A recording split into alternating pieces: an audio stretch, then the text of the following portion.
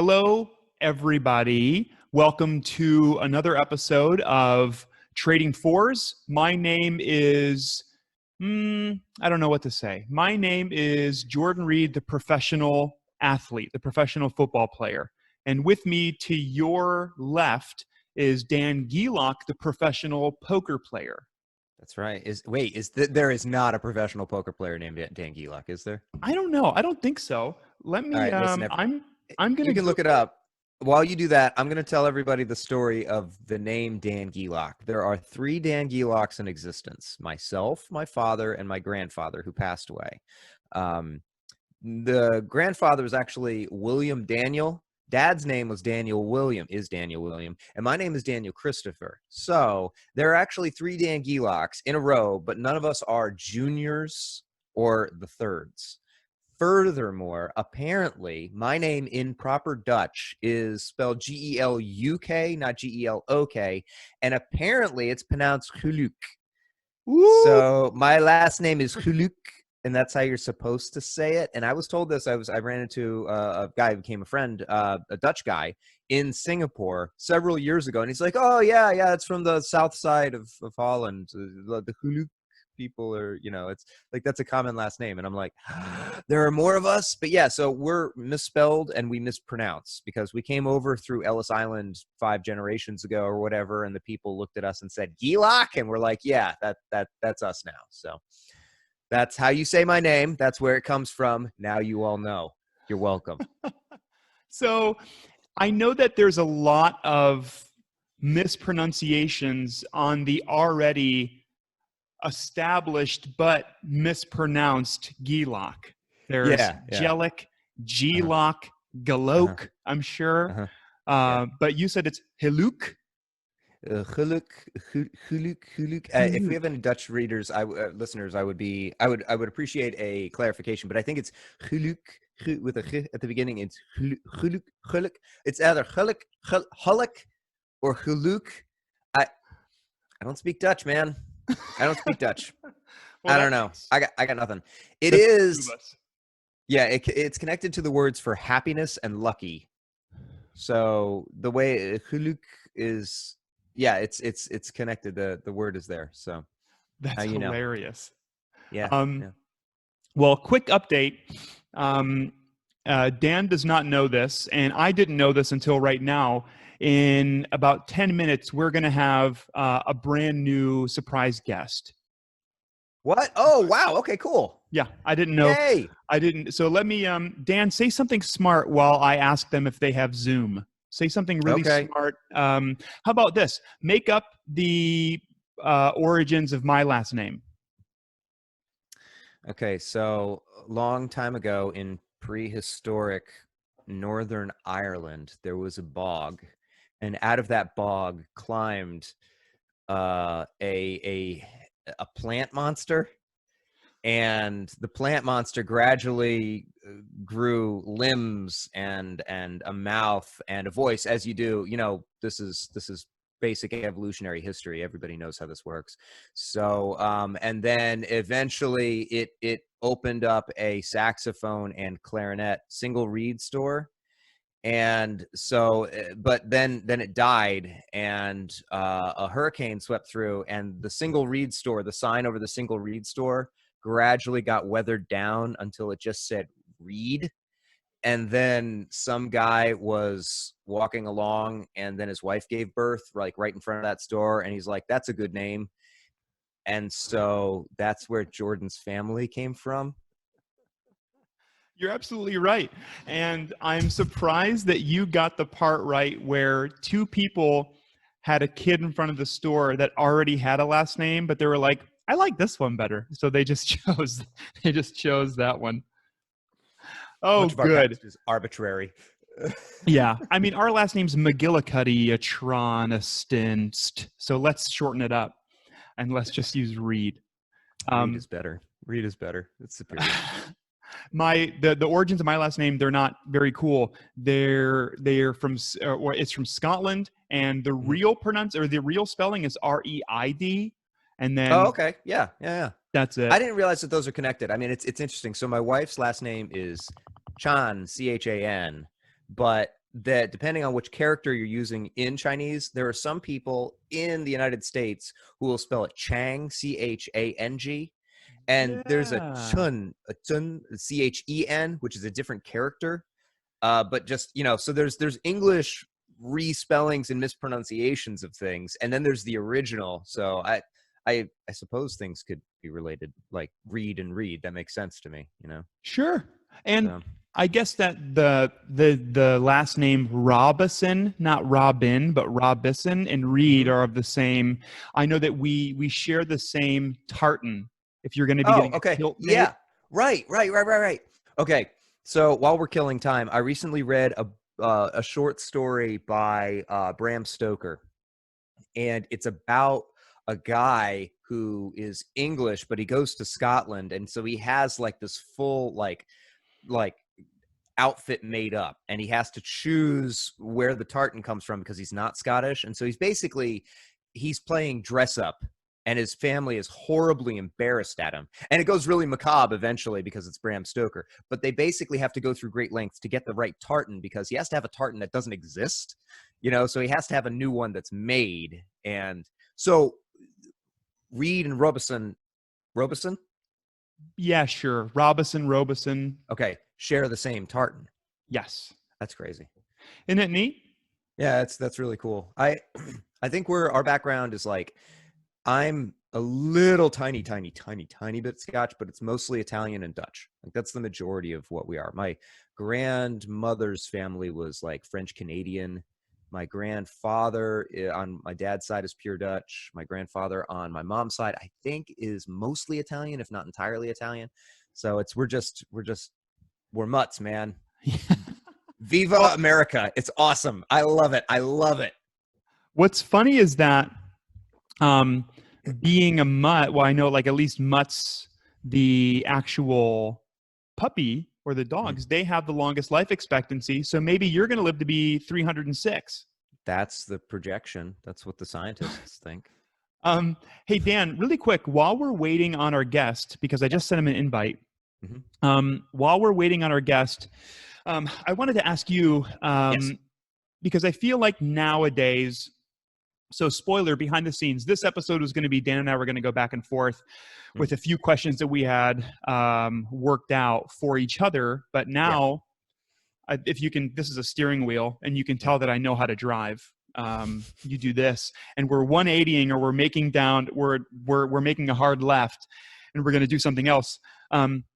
But the one thing that I wanted to ask you before our guest pops on is that I feel like now so more than ever, whether it's music related or not, people are finding new ways to be inspired or re-inspire themselves, doing things they used to do or finding something brand new.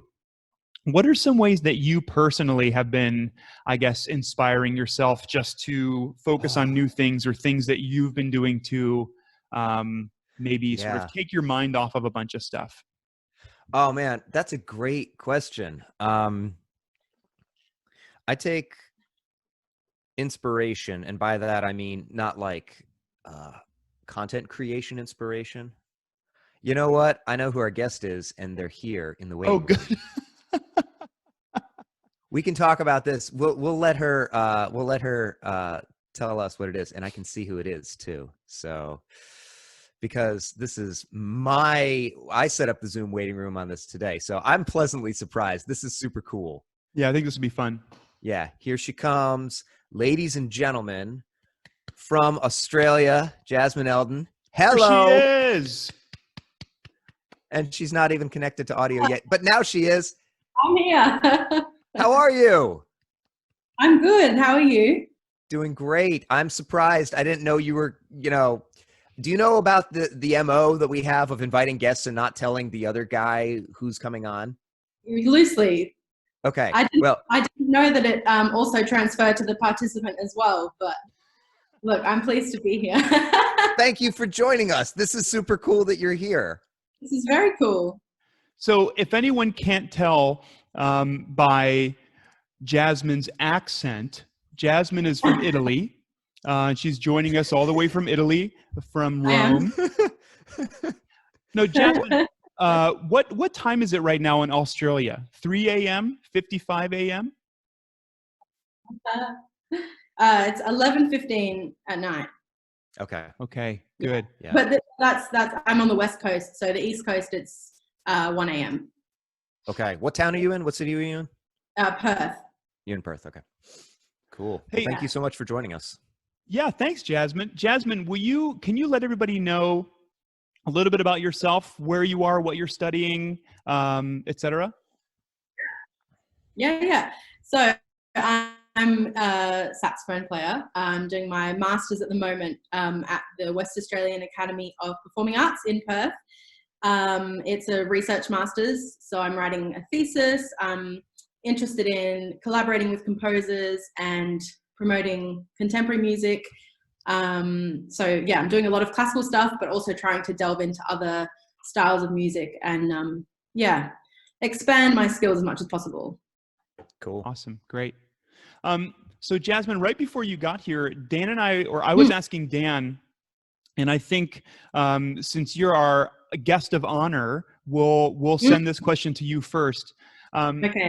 Whether it's music related or not, I feel like these days, with whether it's like a light quarantine or a heavy quarantine, people are finding either brand new ways or old ways to just be inspired, or maybe try their best to sort of forget about what's going on or put some blinders on.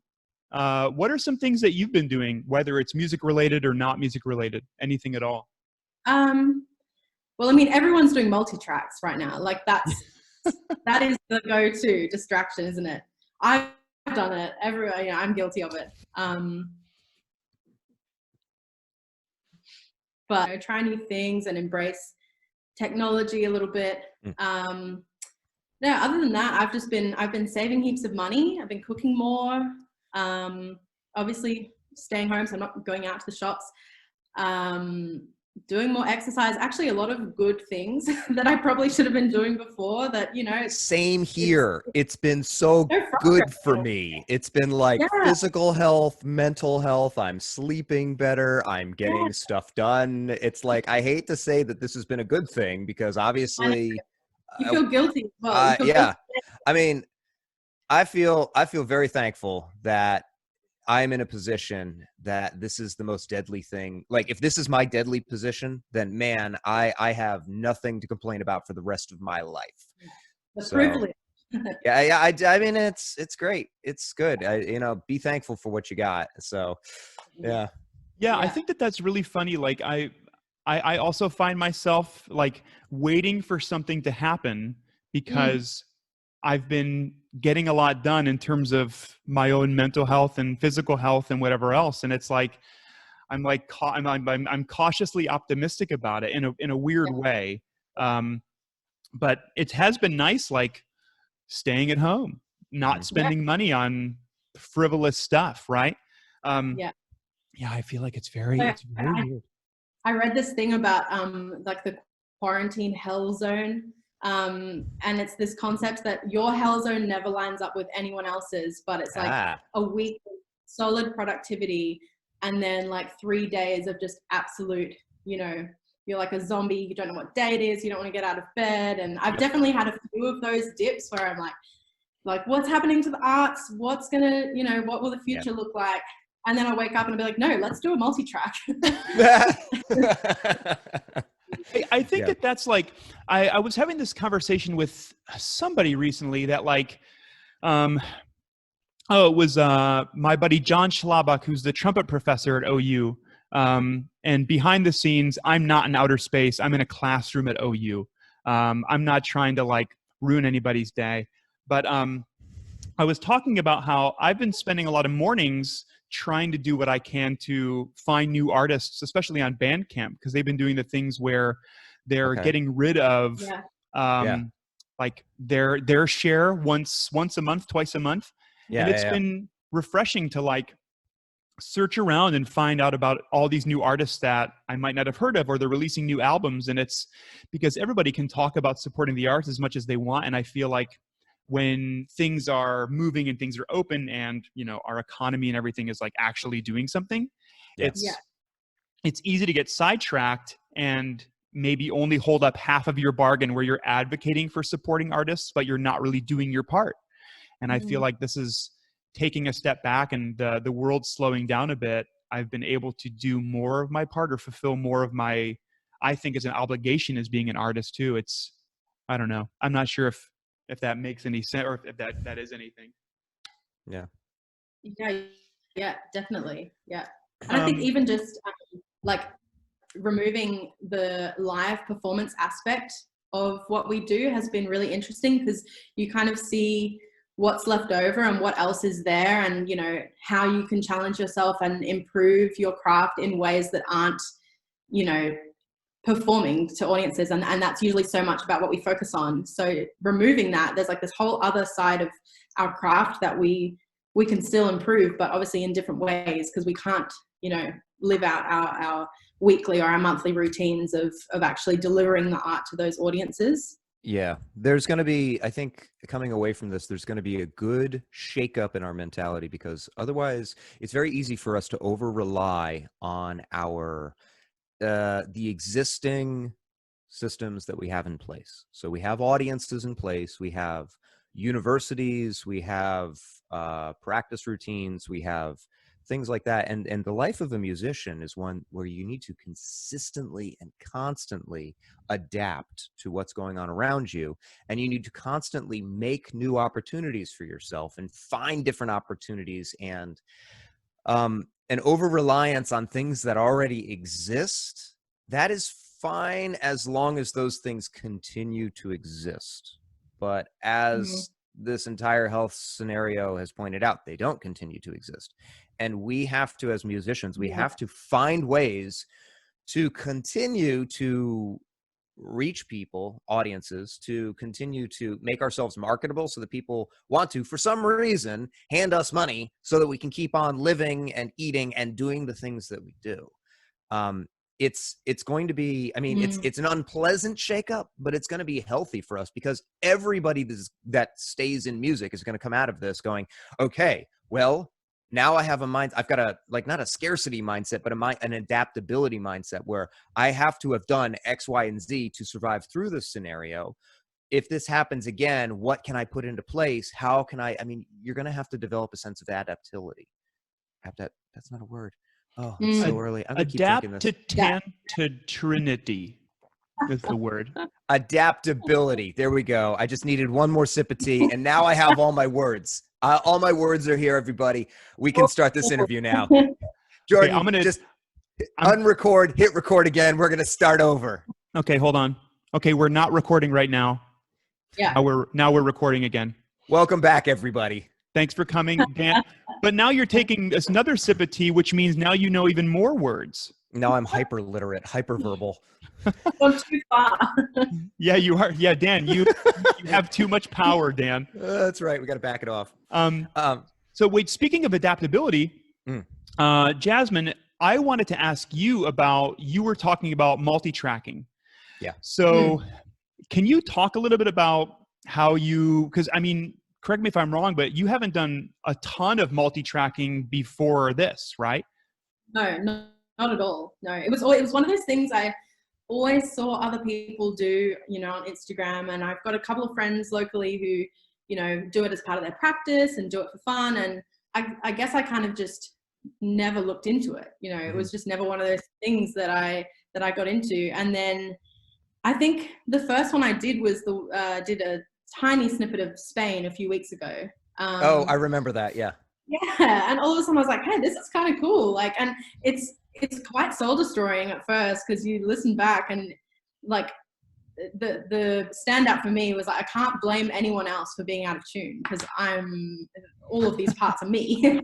So just like getting that reality check, I was like, oh, this might actually be quite good for me. And playing the tunes that don't like inflict anxiety as soon as you start the first bar. Yeah. I feel like it takes a little bit of pressure off, so you can have fun with it, but you're still in the background working on some of those fundamentals. And then, yeah, after that, my friend James and I did a Paquito de Rivera challenge, and that had a little bit of improv, so that was another thing, because like I'm really, really trying to get better at improv. So that was just like another avenue to approach that. And since then, I've kind of been messing around with it a little bit more and tackling some bigger rep, and just finding that, yeah, it's really whipping me into line. Awesome. Yeah. Which is, yeah. Jazmin, can I ask, what is your equipment setup? Like, what are you using for software, for hardware as you're doing all this stuff? Like basically a bag of potatoes on the desk. I've got awesome. Yes. Best possible answer. Sorry, keep going. Like, so for uni, for our saxophone ensemble class, we've had to do these like recording projects where we record our parts, send it in, and then our lecturer puts them together.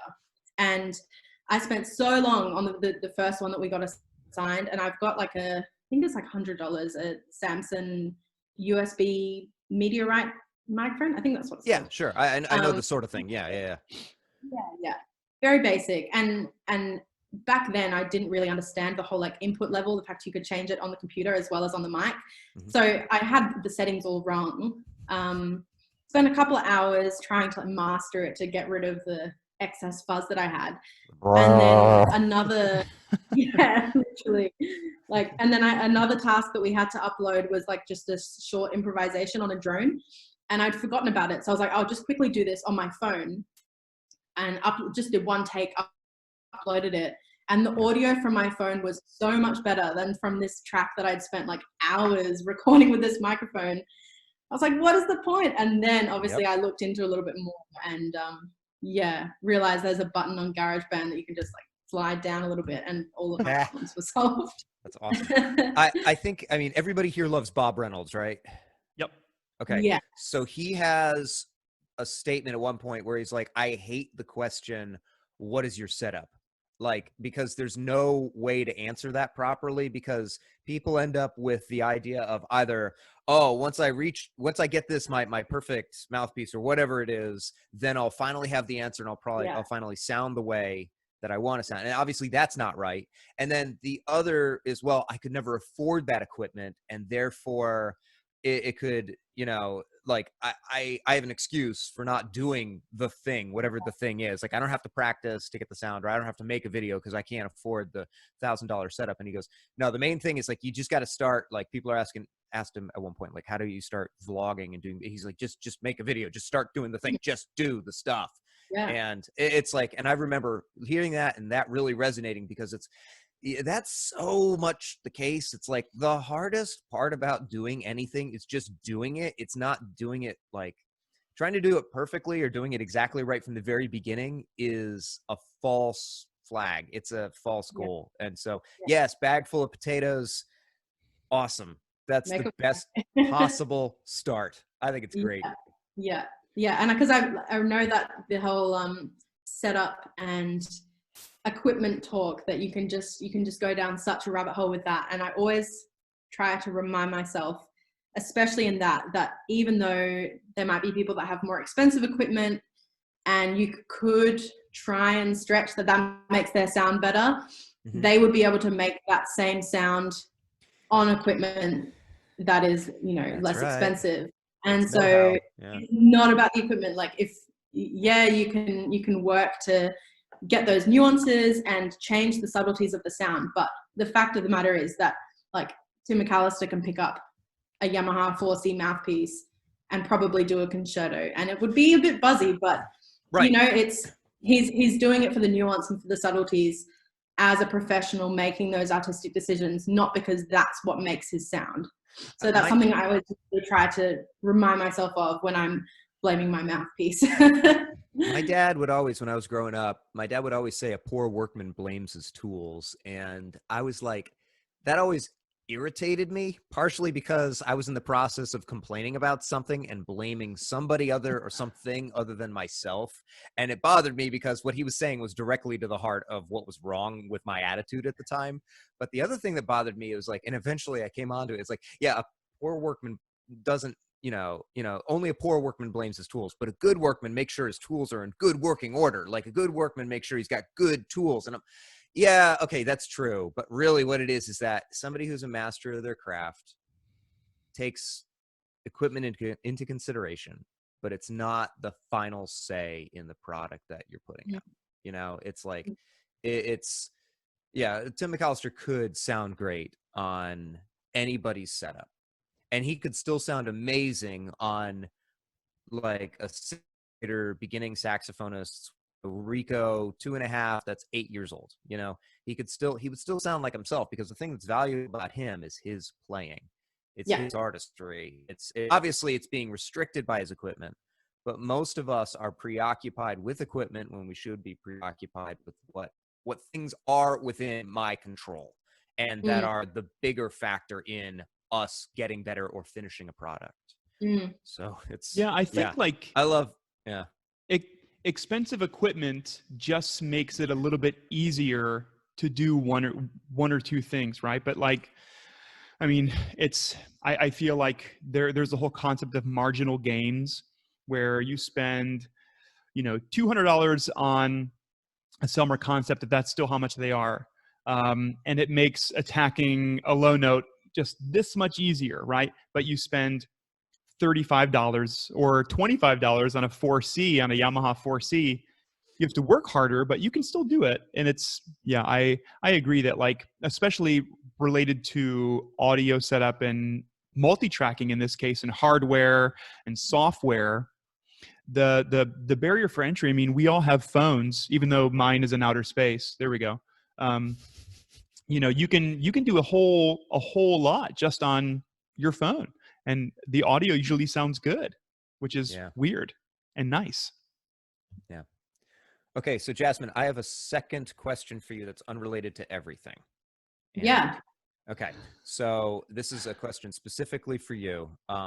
What's the deal with Australian saxophonists and the tight relation that they have with Australian composers? One thing that I've noticed, and this is a good thing, is that Australian saxophonists always are really gung-ho and really, I mean, it's a consistent thing. Almost every Australian saxophonist that I know promotes Australian composers or pieces that have been written by Australians in some way. Like, it's almost always it's very frequent on their programming, in recitals and things like that. Can you explain this phenomenon to me? I think it's a great thing, but it's something that I have consistently noticed with almost every Australian saxophone player that I've interacted with. Right. Interesting. I mean, I'm definitely biased because, like, I'm writing my thesis on performer-composer collaboration. I've got 3 Australian composers writing pieces for me. I didn't know that. I rest my case. Yeah, the point has been proven. Yeah, I'm not sure. I think it has to do with, and I don't want to talk on anyone else's behalf, but from what I've experienced, the fact that we can feel so isolated and, I guess, a little bit removed from the main stage, especially in classical saxophone world, the main stage, like the saxophone congresses and, you know, the NASA conferences and all of those events. You kind of, there seems to be this hub of people that travel from one to the next. And largely they're like European, you've got the European school, you've got the American school. And from my experience, Australia has always kind of skated between. There are some that are super far European, some that are American, but mostly we are kind of just tracking along in our own style that's informed by a little bit of everything.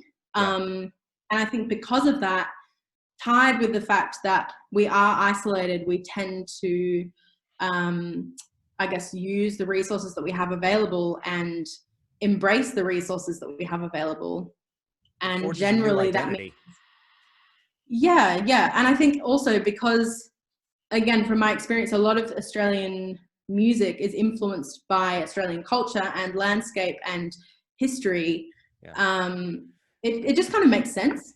Again, I don't really remember how I started learning more about Australian music or playing more Australian music. It's kind of just always been something I'm like, well, of course we have to play Australian music.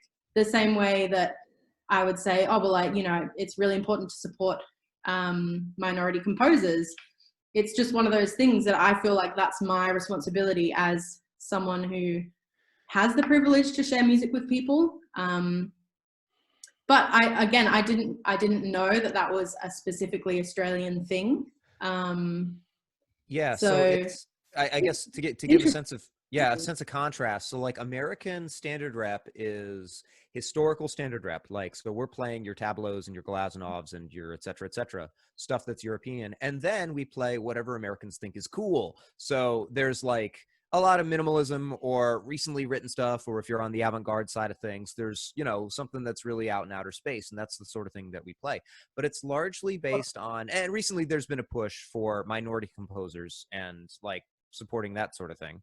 But most of the time, and that is a like an articulated thing. Like we're doing this on purpose. We are intentionally trying to find, you know, female composers and promote them, or, you know, Mm. ethnic minority composers and play music. But that's like an articulated thing. Other than that, it's just like, we're playing standard, and that's an unarticulated thing. It's just like, well, it's just, you know, the standards, or we're playing Yeah. the stuff that's cool. And it's not like, oh, well, I'm looking for an American cool thing, but it's just, we just sort of do things by default. Yeah. And we I mean, come up with, I guess the other thing that comes to mind is the fact that in comparison, Australian music is a lot more recent and doesn't have the history and the traditions to back it up in the same way that, you know, especially the European school does. Yeah. And so you've got all of these, and again, from my experience, a lot of the drive for Australian for supporting Australian composers is from young emerging musicians. And so I think it's kind of representative of the next wave of people in the industry who recognize that it is important, and if we don't support this emergence of Australian music, that we will just, we won't have our own musical identity. We'll just be kind of feeding into these other schools, which is such a shame, you know, because there are people writing great music here that is different and that sounds different. You know, you can listen to a piece and think that sounds really Australian. And so I think enough of us have experienced that we see something, we're like, yeah, that is important and that is worthwhile. So definitely for me, that's kind of where it stems from. on a slider between, like, you know, on one side being extremely listenable, like, you know, my mom, who doesn't listen to classical music at all, could be able to understand it, and the other side of the slider being extremely avant-garde and really out to lunch.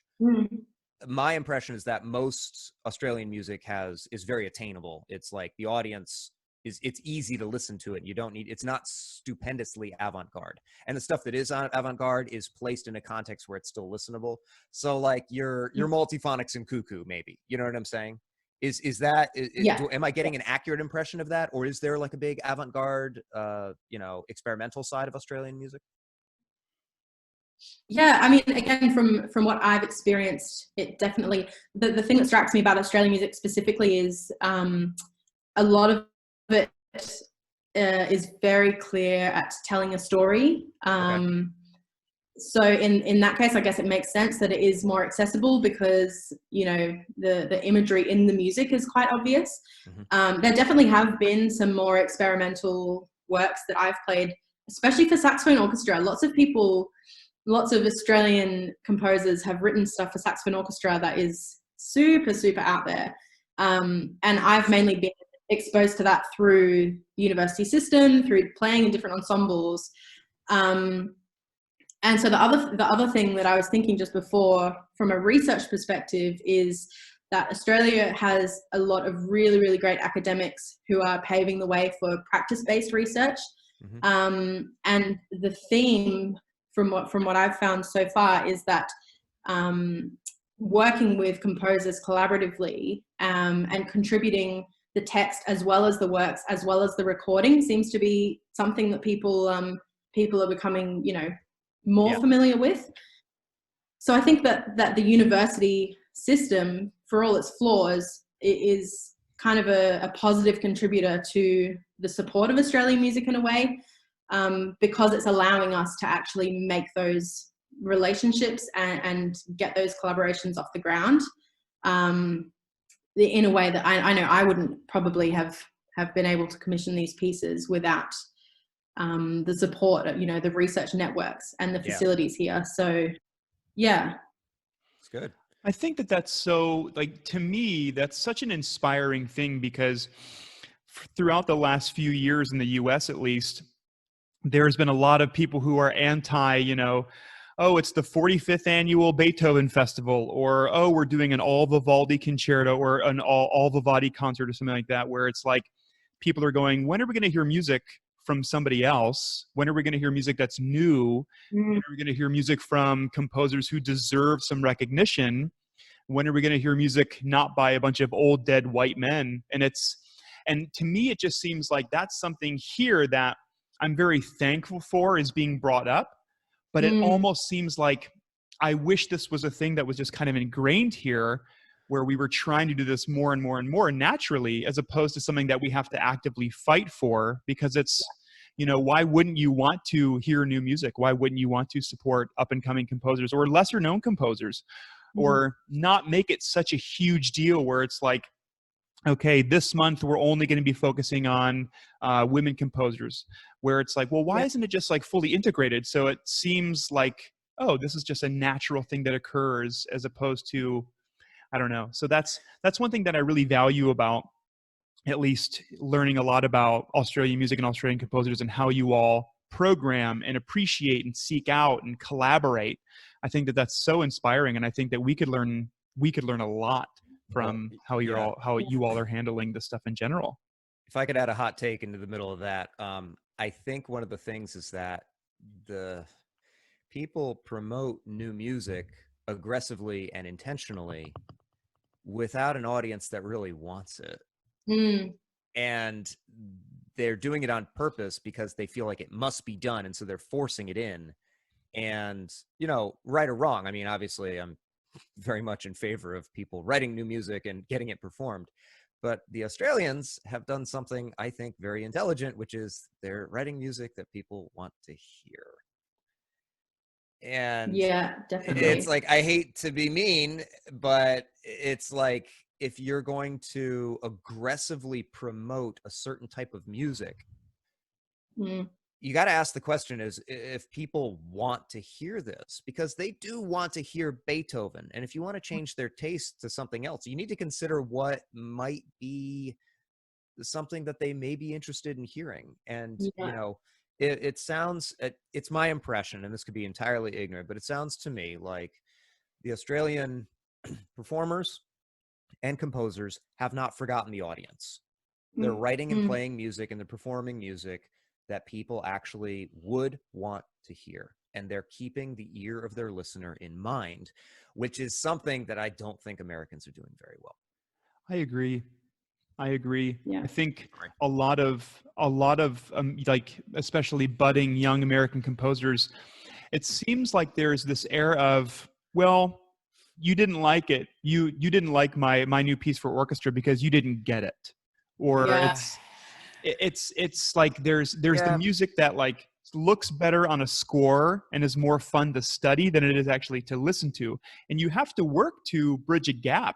Like, if you want more people to listen to your music, or you want more people engaged, you need to invite them along with you, as opposed to just, here's the most radical thing I could have thought of. That's it. You have to invite. There's a teaching responsibility that performers have. We have to sort of bring people with us to where it is. And it's not that this music is inherently worthless. I mean, I'll say this. There's some avant-garde stuff that's not well written. That's not good. I will objectively say that there's stuff that I've played and had to look at that I think is objectively bad. Poorly put together, poorly thought out. And then there's other stuff that's really, really great. And you don't always realize it until you're really, really into that piece. And some of my favorite pieces are things that took me 10 listens before I was like, oh crap, I love this. This is so good. I can't wait for this part. I can't wait for that part.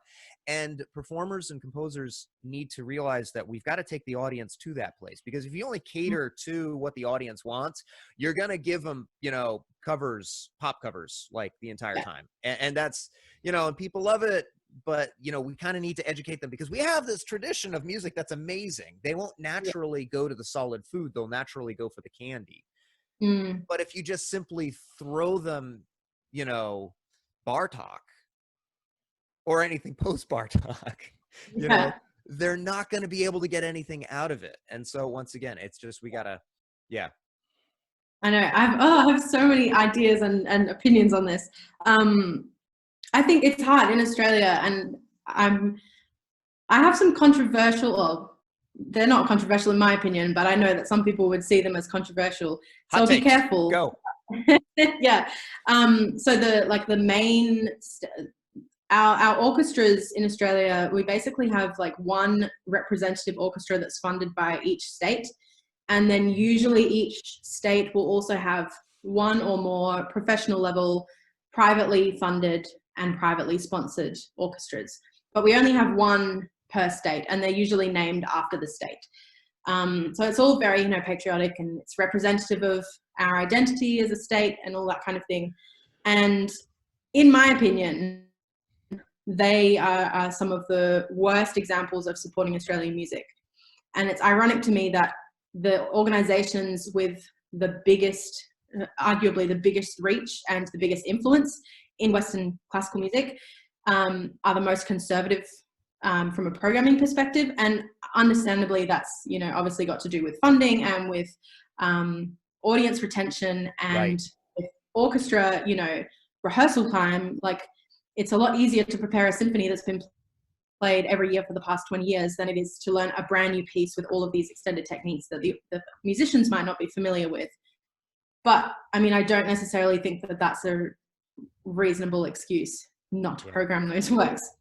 But again, like, that's another discussion for another day. But in terms of the whole commissioning process, something that I've been thinking about a lot recently whilst doing this research and working with these composers is the idea of composers writing music for themselves and writing music for audiences, and I guess just having a battle in my head about how both of those reasons for writing are perfectly, they're entitled to those reasons, but there's got to be a context and a time and place that music is delivered. And I think a lot of the time that context is wrong. Sure. And sitting through concerts where you're thinking, this composer has taken such a huge risk and is trying out all of these new techniques, and I'm sure it was a super fulfilling process for them and important for them artistically, or they did it for a specific grant, they got funding for a specific project to write X, Y, and Z. But realistically, this music is not giving anything to me as an audience member.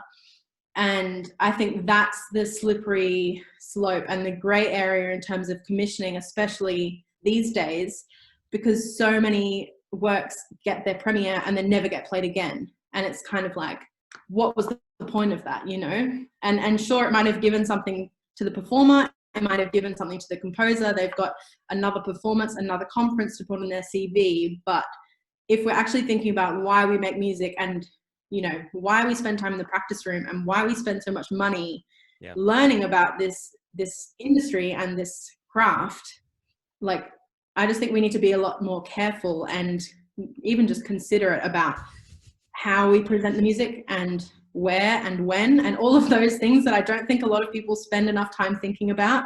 Yeah. And I think even if people just did that a little bit more, then the reception of our music in general probably would improve, from my opinion. I'm a good friend with a guy here in town who's a jazz saxophonist, and he teaches, but he also plays a lot, and he has gone through many long periods of his life where he was playing for a living. And his question is, if any musician, I mean, his suggestion is every musician needs to spend a time where they're just playing for a living and they're only playing for a living. And if you're doing that, that makes everything slightly different, because you have to consider who's going to pay you to do what you're doing, and you have to consider what's going to get you paid, and so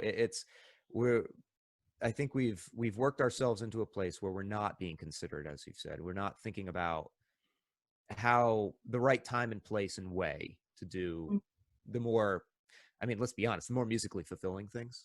I don't want to play simple music all the time. I do want to play more complicated things. I want to play, I mean, some of the most fun I've had has been putting together really super out there stuff, like stuff that it wouldn't be a good pick for a general audience.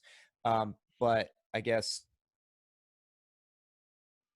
if I want to make a living at this, it's got what I really love, or I got to find a place like a crossover Venn diagram, stuff that I really love that an audience is going to really love too. So yeah, I think that's important. You in a way, like, I think a lot of people think that if they compose a piece of music for their audience, then they're sort of like their musical integrity is somewhat in question or jeopardized or something. And that does not need to be the case. You don't need to, water down your craft in order to create some really exciting music that people, God forbid, like you were saying, Jazmin, want to program again or want to hear again. Yeah. I think that there's good middle ground there where you can sort of, I don't know, you don't need to include every extended technique or every out there completely dissonant harmony to make something worthwhile. I mean, the reason why we listen to things over and over again is because it's easy to understand, we like it, and it's easy to get. And it still holds up as being, maybe somebody's magnum opus. I think that's important, I think, to keep in mind for sure. Yeah. So moving off of this topic quickly, Jazmin, you've also been doing a ton of transcribing.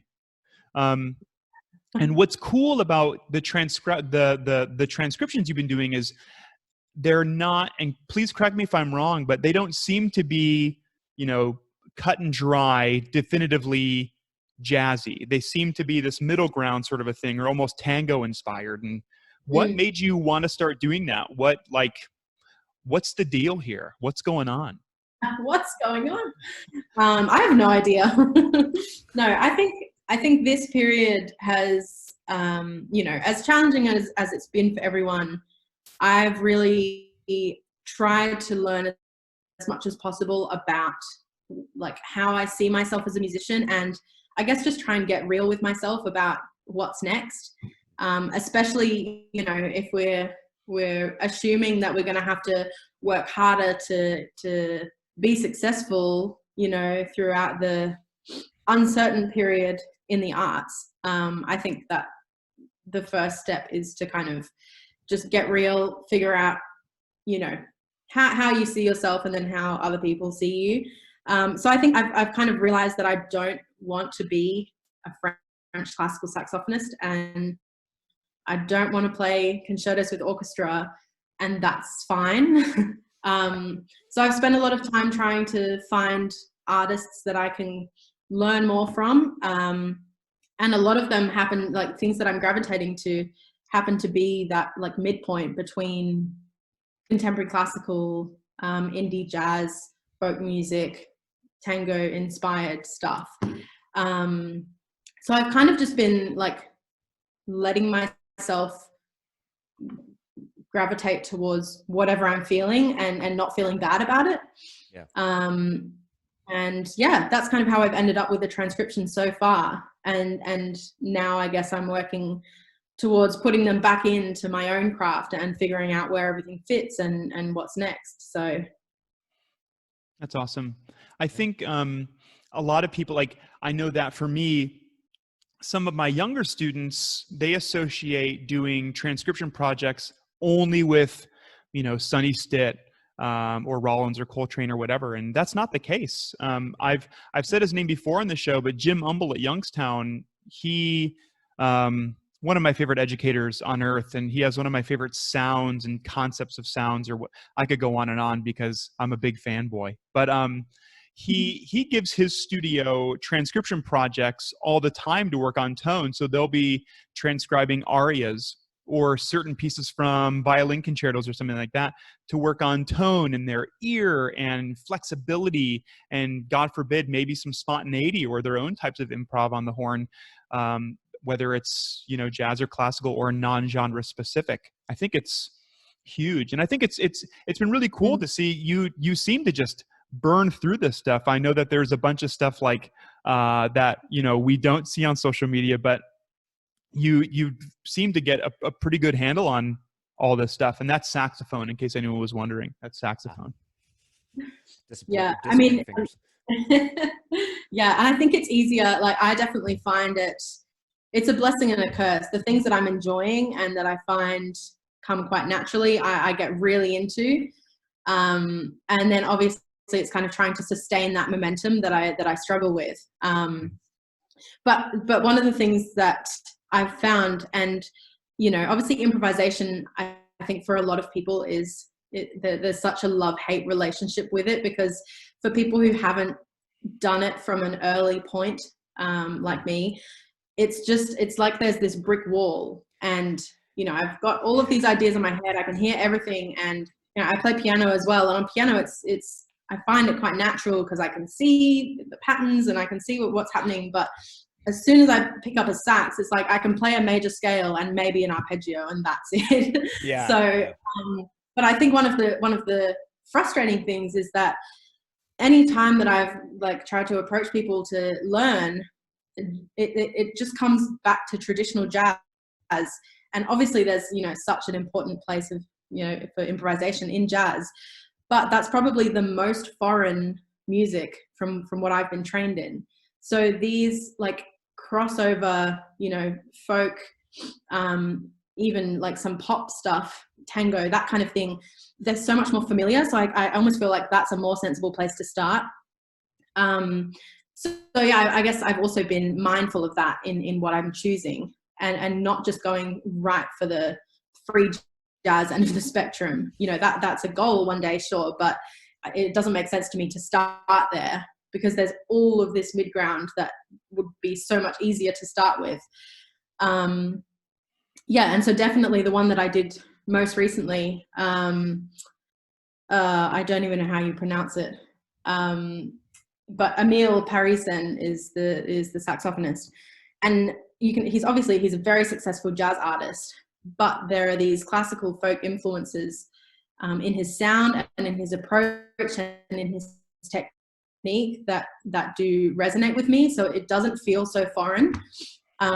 He like obviously plays like a madman, and it's incredible, but there's an element to his playing. I'm like, hey, I can like see myself one day. I would love to be like that. Right. Whereas you listen to these really traditional, like hardcore jazz recordings, I'm like, well, I don't want to be that kind of musician. So I feel it's harder to relate to that.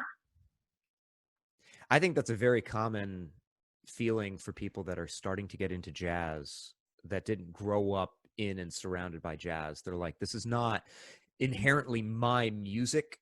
I want to do something slightly different from this. I think you just articulated a very common feeling, actually. Yeah, 100%. But no one seems to talk about it, I've never heard anybody talk about it. I've never heard anybody actually say it out loud. That's the first time I've heard somebody say that. So. History. That's right. That's what this podcast is all about.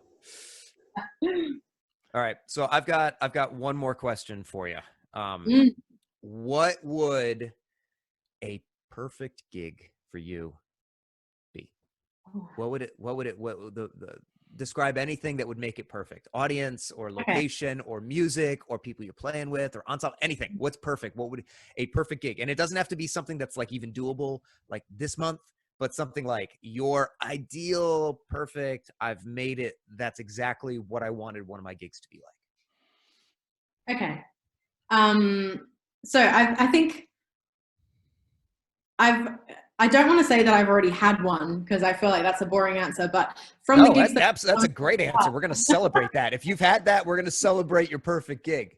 Well, I feel like it's all relative. It's relative. Like obviously now I'm like, well, I've done that, so let's do something else. But so from like the classical side of me, I did my like first professional orchestral gig at the start of this year. I played alto 2 for Porgy and Bess with the States Orchestra next to my teacher. So obviously that like I'm like, okay, well that's it, I've peaked. I can I retire now. Yeah. Like not many people get to do that. So but so obviously I think that's the answer that a lot of people would give. And obviously that was like such a defining moment and such an achievement in my journey. But a couple of months before that, my friend and I put on this gig, and it was basically, the concept was to have a program of music that was super accessible to any audience member, but at the same time challenged them in at least one way. Okay. So we wanted to program works that were influenced by a number of styles and all had their own like intricacies, and you know, they were all just a little bit wacky. And it was inspired by, I don't know if you guys are familiar with Graham Fitkin. Yes. Yeah. So absolutely. it was inspired by his. And so what we did, we've got a really cool venue here at uni called the Spiegel tent, which is like one of those traditional German tents. It's like a circus tent basically. And it's got like benches all around the outside. It's all wooden. At night, it's got like stained glass windows that are lit up. It's like the perfect venue. That's cool. That's nice. Yeah. Yeah. So we managed to, and usually like student projects aren't allowed, but we managed to somehow be let into the venue to do this gig. And it was just such a cool experience being able to, I guess, right from the start, plan this concert, program it, learn the works, do the rehearsal process, and then actually get to perform the same gig. I think you don't get to experience that a lot. And just like the musicians that we worked with, it was such a personal experience. That's definitely, I would say that either that gig or another gig exactly like that would be nice. Awesome. That's great. Yeah.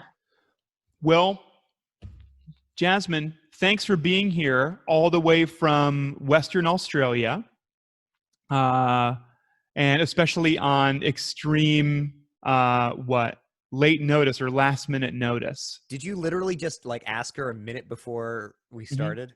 Yep.